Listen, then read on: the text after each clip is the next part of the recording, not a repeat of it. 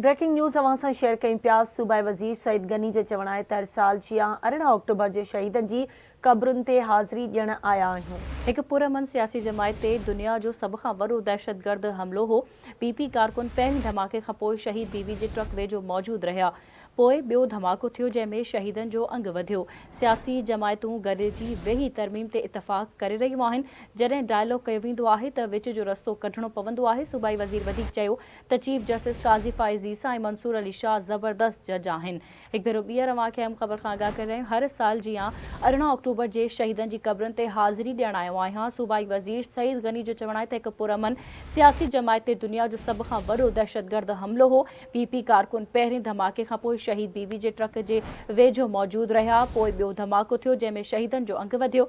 सियासी जमायतूं गॾिजी वेही तरमीम ते इतफ़ाक़ करे रहियूं आहिनि। जॾहिं डायलॉग कयो वेंदो आहे त विच जो रस्तो कढणो पवंदो आहे।